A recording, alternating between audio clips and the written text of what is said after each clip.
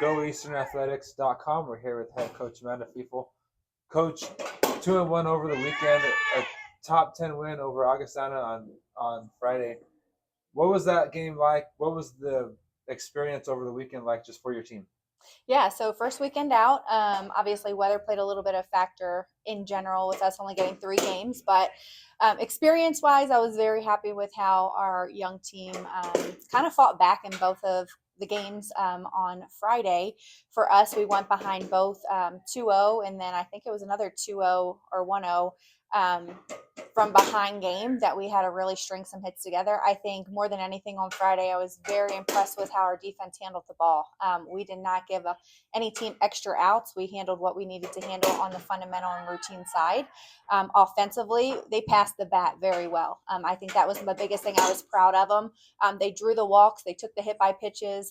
They drove the ball that they were looking for. So overall, the discipline in the box I was happy with on Friday. Obviously, moving into Saturday, we weren't able to play because of the field like temperatures. Then on Sunday, we came out, and Emporia State was just hot.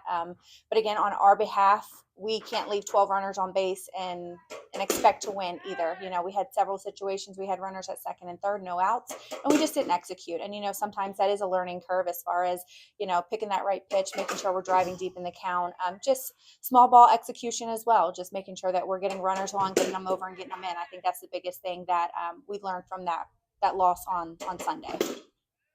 Just to put those come from behind numbers into perspective, 7 unanswered in the season opener, and then 6-3 down as well, and then down 2 runs in extra innings. That is a gotta tie it or you're going home situation, and your team clutched that out. But I still am getting to know you over the course of this season, so I don't know how self-indulgent you can be at times or how team first you are, but indulge in this top 10 win for me just a little bit here. Where would you say that ranks among your all-time accomplishments, maybe not just as a coach, but as a person? Because a top 10 win with a program with such extreme turnover as you've alluded to previously, what would you say that says for you, your staff, your players? Where does that rank all time? Oh, it's up there. I think it's just as high as us beating UT Tyler when they were hot. Same thing with LCU and Angelo. I want to say 2 years ago. I think any program win, when you talk about historically and where we stand and things of that nature since I've been here for these 5 years, it's up there. And I think it's just a testament to the growth and the hard work that our players have really put into it day in and day out. I mean, I think they knew going into it against Augustana, they were a powerhouse.